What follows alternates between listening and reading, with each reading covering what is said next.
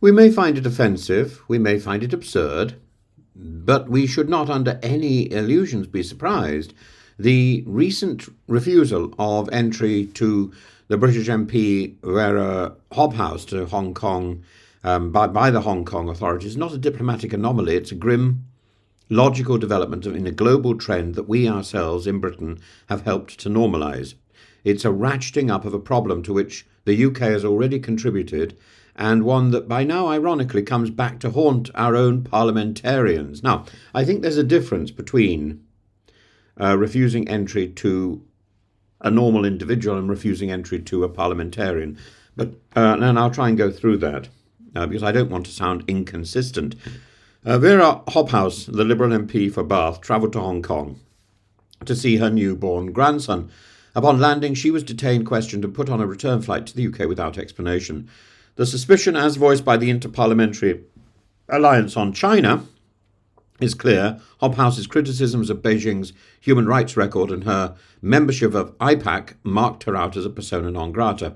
What makes this alarming is not just the cruelty of denying a grandmother a hug at arrivals, it's the contempt it shows for parliamentary privilege. A sitting MP, representative of the people, has been treated as a hostile actor not because of espionage or incitement or crime, but because of legitimate political speech, and that surely amounts to contempt for the democratic system itself. Now, to be consistent, the UK has refused entry to others on similarly vague, politically charged grounds, but not to, I think, other parliamentarians. Far-right provocateurs like Martin Sellner, Brittany Pettibone, Lauren Southern were all denied access to Britain for being, in the words of the Home Office, not conducive to the public good. Palestinian visitors face an arduous, often futile visa process. The UK's border regime is robust, often excessively so. And we've applauded that robustness when it aligns with our values, but when Israel denies entry to the Labour MPs Abid Sam Mohammed and Yuan Yang on the basis of their BDS affiliations and political activism, British officials call it unacceptable. Yet these are the very same principles of border control that we assert for ourselves. Here lies the tension.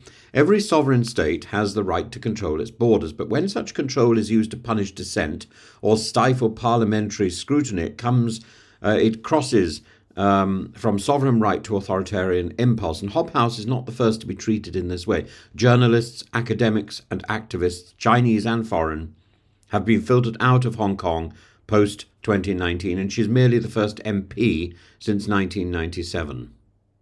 Yet Israel's actions are not categorically different. They are mirrored in our own. If a foreign politician advocating racial segregation tried to enter Britain, we would likely bar them. So where exactly is the line?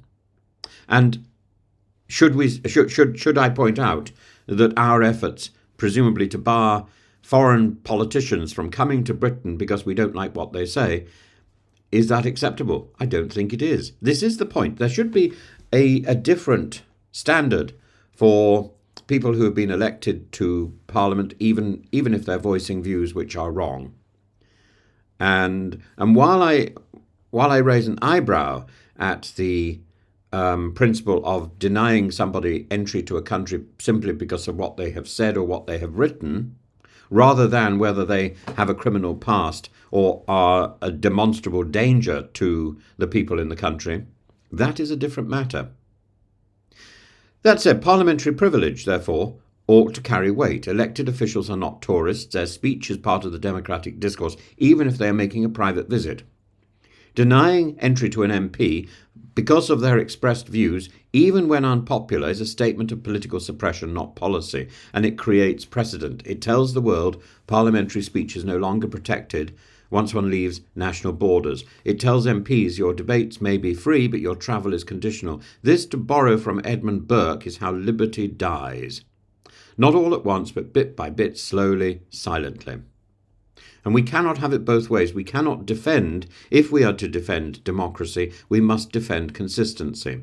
That means rejecting the targeted MPs like Vera Hobhouse, and yes, also acknowledging the hypocrisy of our own actions. Sovereignty and security must not become fig leaves for censorship. The insult is not just to Vera Hobhouse, it's to Parliament itself. And if we accept it silently, we may find that the next MP barred is not in Hong Kong, but here at home. We have to be consistent. And I think we have to recognize that